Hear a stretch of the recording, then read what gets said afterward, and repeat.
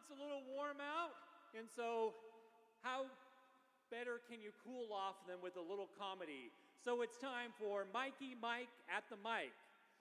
All right, what's going on, everybody? I expected more people, but how's everybody doing here at the Permian Basin Fair? Everybody doing all right? For those of you that are paying attention, I just came in from Dallas, Fort Worth. I did a show with Chelsea Lately's TV star, Heather McDonald. Anybody know her? Yeah, that was a fun show. 4.5 hours later, I drive, and I'm now here in Odessa, Texas. I got to get a better booking agent.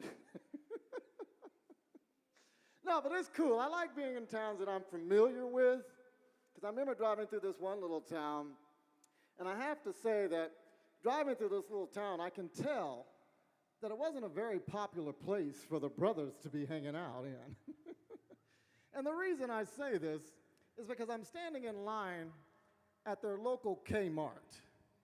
That's right, I said Kmart. This town was so small, it was like the Walmart people drove through it and said, no, that's okay. Y'all could just keep Kmart. This town was so small, their version of a Dairy Queen was a dude standing on a street corner dressed up as Boy George making ice cream the old-fashioned way. Would that be chocolate or vanilla? But anyway, I'm standing in line behind this fella, this gentleman, right? And this guy, he must have been, I don't know, about 375, maybe 400 pounds. And I'm standing behind him waiting to check out, and he turns around, and he notices me, and he says, hey, how you doing? The universal hello, hello, how are you? I didn't think too much about it. He turns back around. About 2-3 seconds later, he turns back, and he looks at me, and he says, you're one of them there colored fellas, aren't you? Well, of course, that caught me by surprise. I didn't know where that question was coming from or where it was going, right? So I answered him. I'm like, yeah, I guess I'd be considered one of those colored fellas. He said, yeah, I thought so. He said, because I have some neighbors, and some neighbors of my neighbors are also colored folks. He said, I tell you what, if you're not so busy after you leave our local Kmart, why don't you come by and stop by for a visit? I said, excuse me? You want me to come by your neighbor's house who just happened to be colored because I'm colored, and you want me to come by for a visit? Do you think I know them or something? Do you think we're possibly related? I said, I tell you what, why don't you come into my neighborhood? I live a couple of houses down from Jenny Craig. Maybe you can go visit her butt for a couple of hours. How about that? Right? Well, he had the nerve to get upset. He was offended. And I'm like, wow, I can't believe you got offended on that. If anybody should be offended, it should be me. Well, this kind old lady was standing behind us in the checkout line, and she heard the whole conversation. And she comes up to me, she taps me on the shoulder, she says, excuse me, sir, that's just Mr. Gilbert. Don't take offense to what he said. He didn't mean nothing by it. Bless your heart. And after she said, bless my heart, I felt all tingly inside. I actually felt like somebody did bless my heart. I wasn't upset anymore. I wasn't even offended. Then I came to realize that you can go anywhere you want to go, say anything you want to say to anybody, and get away with it, as long as you follow it up with bless your heart. Right? A couple of weeks later, I'm in a Toys R Us store inside a local mall. And inside this Toys R Us store, there's this little girl, and she's having a fit about a toy she wants her mother to buy. She's sitting there screaming and hollering, I want the toy. Yeah, give me the toy. Please give me the toy. And the mom's trying to explain to her. She said, well, little Carol Ann, I'm going to get you a toy, but I can't get you that toy. It's too expensive. Pick another one. And the little girl's having a fit, right? She's screaming, Mommy, I want that toy. If you don't give me that toy, I'm going to punch you in the throat. I'm like, wow. I couldn't believe what I was hearing. So I walk up to this little girl and her mother. I'm like, wow, lady, you got yourself one of them little demon kids. I said, I tell you what, why don't you take her over to Radio Shack and throw her little poltergeist butt back in the television set you pulled her out of. I said, either that or take her head and spin it back around before she starts throwing up green pea soup. I said, because you got yourself one of them Linda Blair exorcist kids. And the mom looked at me like she was in shock. She couldn't believe I said that. And I'm like, oh, I'm sorry. What I meant to say is, you have a very lovely little girl. Bless her heart. Right? Well, the mom looks at me, she goes, why, thank you. Our therapist says she's doing much better. And I'm looking at this girl, and I'm sorry, but that little girl scared me. She scared me to death. I mean, she scared me so much that I think if she'd have jumped at me, I'd have just swung at her. I'd have knocked her out. I wouldn't have cared, right? And that's not the first time that's ever happened to me. Have you ever done that before where your reflexes has taken over because something scared you? I had that happen to me on Halloween night a couple of years ago. I'm walking through this haunted house. You ever walk through one of these haunted houses? Now, you have the concept already when you walk through this haunted house that things are going to jump out at you and scare you. That I was prepared for. But I'm walking through this haunted house, right? All of a sudden, I feel a hand on my shoulder. Now, I know I walked into this house by myself, so I was wondering where this hand came from. So when I turn and look, there's this hairy paw on my shoulder. I turn around and look, and there's a werewolf. Scared me to death. My reflexes took over, and I swung at it. Pow! Knocked that sucker out. Right? This werewolf hit the floor, and all of a sudden, the lights in this house in that certain area came on. And when the light came on, the werewolf was laid out on the floor. And it took the mask off, come to find out it was a female. I'm like, oh my gosh, I'd have knocked out a she-wolf. Needless to say, she was mad. I mean, she got up and whooped my butt like she was Ronda Rousey. I mean, I couldn't do nothing but take the butt whooping, you know. But anyway, I've never had a situation go that bad before. And I was walking through this park one day, right?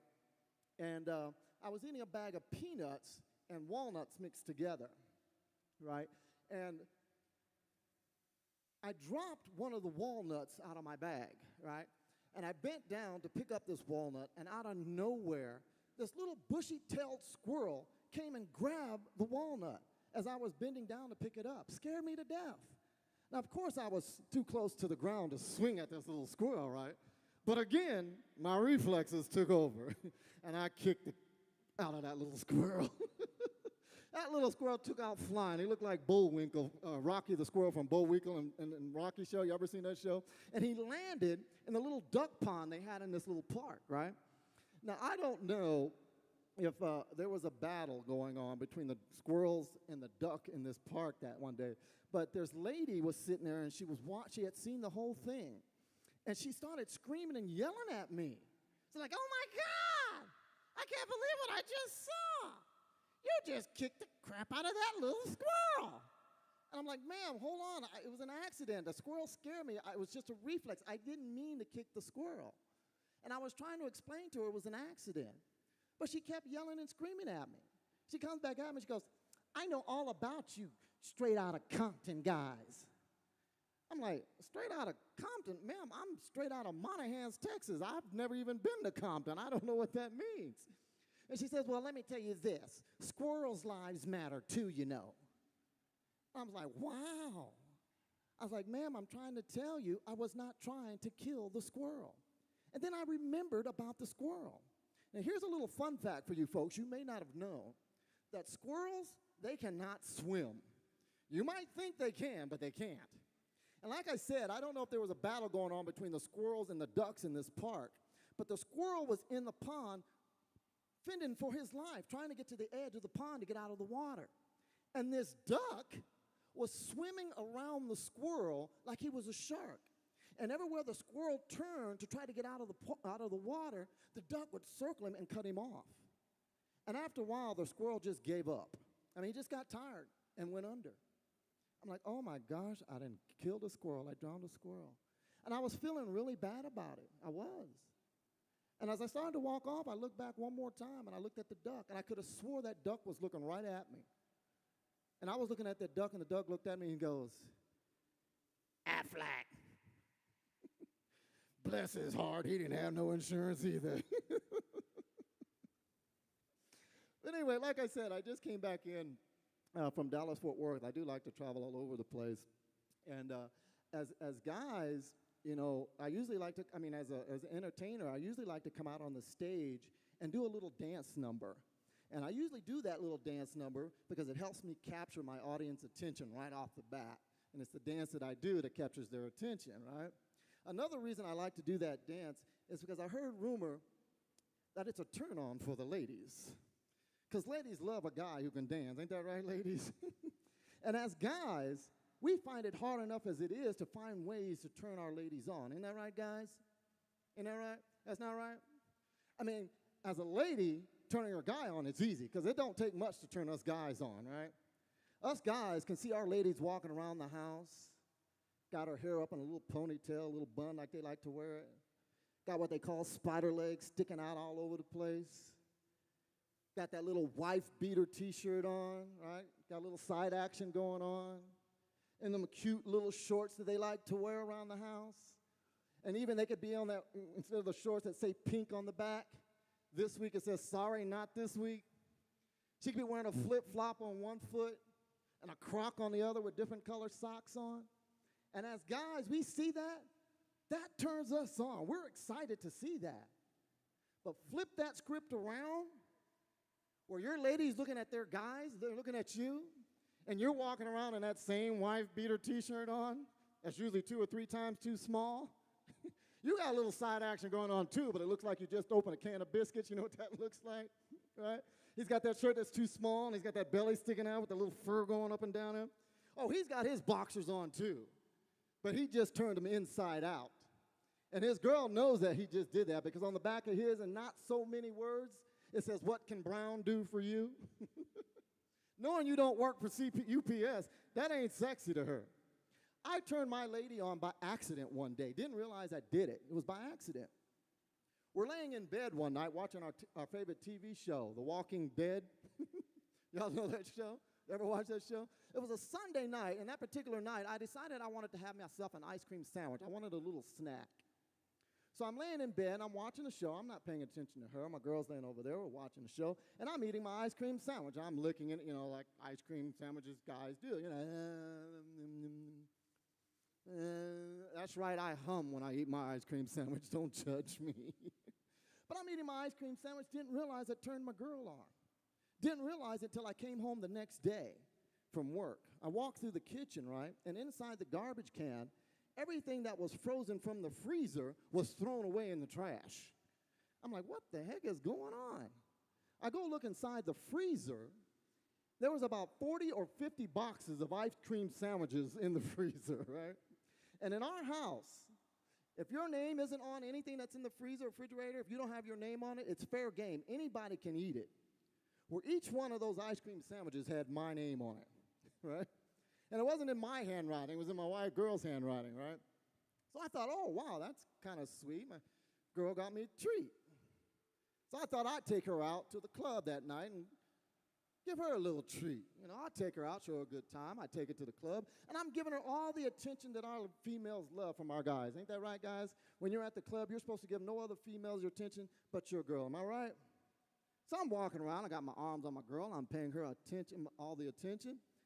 And I wasn't paying attention to this big dude that I bumped into. Now, this dude looked like he just got out of the state pen. Big, buff guy. And he didn't give me a chance to apologize for bumping into him. He reaches out with his hand, right? And he palms me by my face. And he pulls me close to it. And I'm trying to fight him off. I couldn't get his hand off. I'm a little guy, So he pulls me and he says, check this out, little man. You better watch where you're going. Because next time, you might just get dealt with. Now, I'm scared, sort of, I'm kind of frightened. He's got me by my face. And I didn't know what to do. I didn't know if I should try to hit his hand off, being a little guy and be kind of weird that I couldn't knock his hand off. So I did what any guy in this current situation could have done. I licked his hand like it was an ice cream sandwich, right? Of course he jumped back, like, what the heck? Once again, turning my girl on. Turned her on so much, she decided to jump up in front of this big guy. And she goes, that's right, sucker, you better jump back. Well, my boyfriend here is going to kick your butt.